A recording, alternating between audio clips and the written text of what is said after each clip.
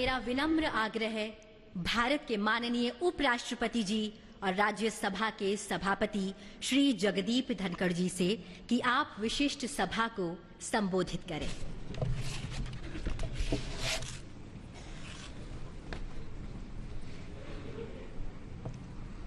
Honorable President, Honorable Prime Minister,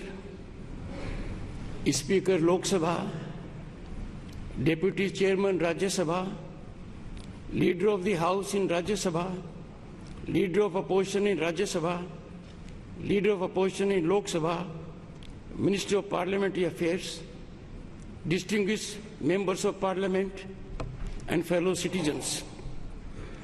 This momentous day marks a historic milestone as we celebrate 75 years since Bharat adopted its constitution, a remarkable achievement for the world's largest and most dynamic democracy. Our nation thrives with remarkable economic growth, robust infrastructure, widespread digital adoption, all getting international recognition and accolades.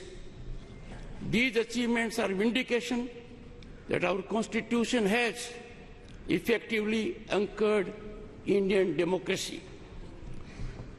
Honorable members, this is an occasion to reflect on our Constitution's core values and reaffirm our dedication to its guiding principles. This masterpiece is a tribute to the profound foresight and unwavering dedication of founding fathers of our Constitution, who for about 3 years shaped our nation's destiny, exemplifying decorum and dedication, navigating contentious and divisive issues with focus on consensus and understanding.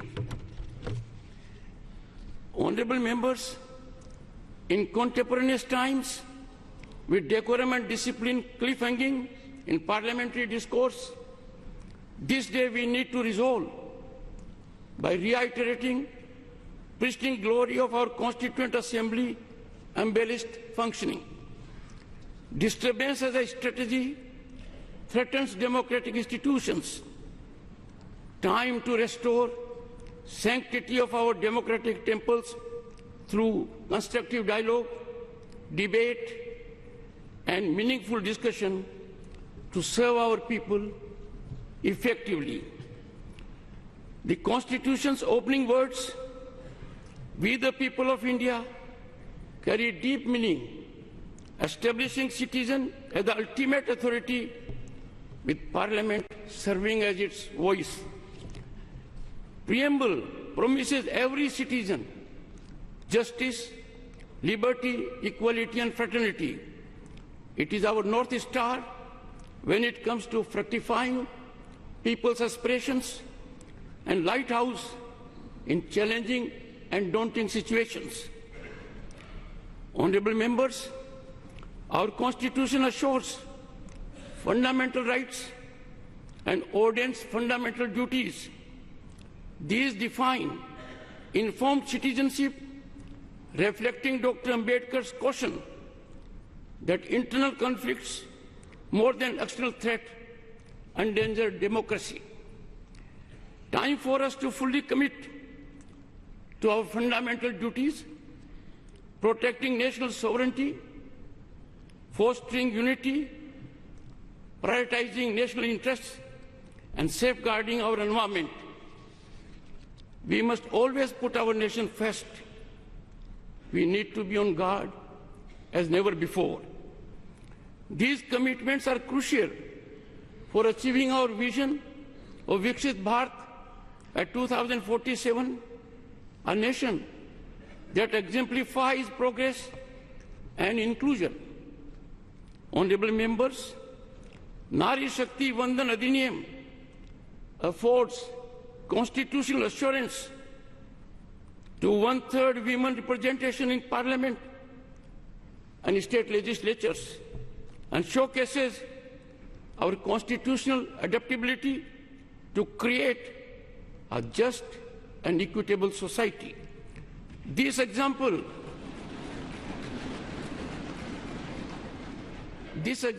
of the money illustrates how affirmative policies, transparent and accountable governance have helped citizens achieve their aspirations.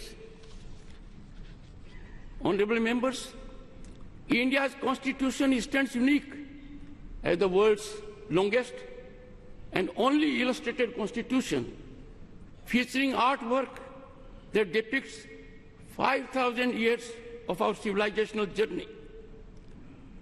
Our constitution ingeniously establishes democracy's three pillars: the legislature, the executive, and the judiciary, each with defined role.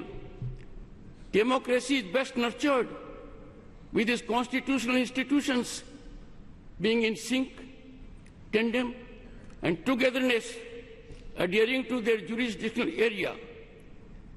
In functioning of these organs of the state, domain exclusivity is quintessence to making optimal contributions in steering Bharat towards unprecedented heights of prosperity and equity.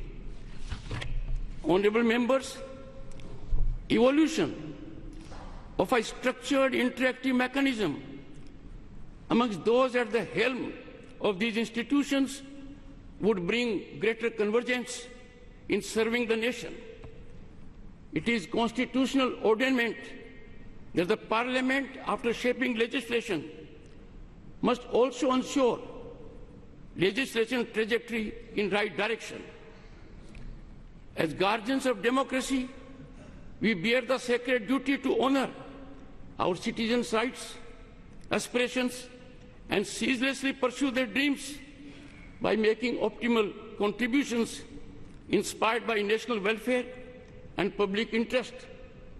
It is for this that June 25 is now set to be celebrated every year, reminding us of the emergency, the darkest period when fundamental rights of citizens were suspended, people were detained without any reason, and civil rights were violated. Honorable members, all citizens, particularly members of Parliament, must amplify our nation's resonance on the world stage. May this honored chamber resonate with democratic wisdom, maintaining the bond between citizens and their elected representatives. As we commemorate the 75th anniversary, let us commit to building a more vital collective consciousness of our Constitution that binds us as people and promotes progressive nation building ideas while shielding us from the consequences of sectarian perspectives.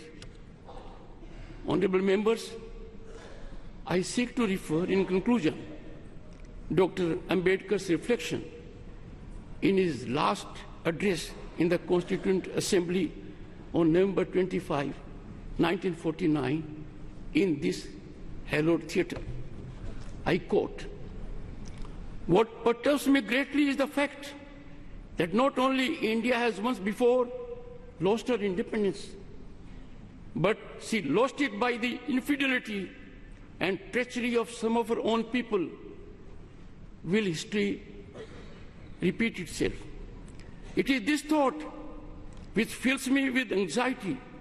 This anxiety is deepened by realization of the fact that in addition to our old enemies in the form of caste and creeds, we are going to have many political parties with diverse and opposing political creeds. Will Indians place the country above their creed, or will they place creed above the country?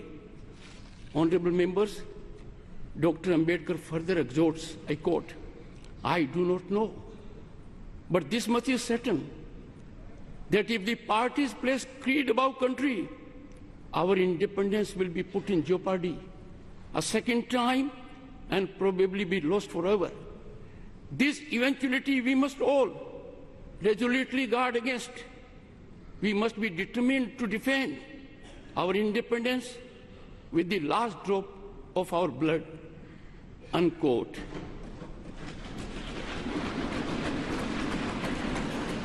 Honorable members, I too conclude on this note with appeal to heed wise counsel emanating from the father of the Indian Constitution. Jai Hind, Jai Bharat.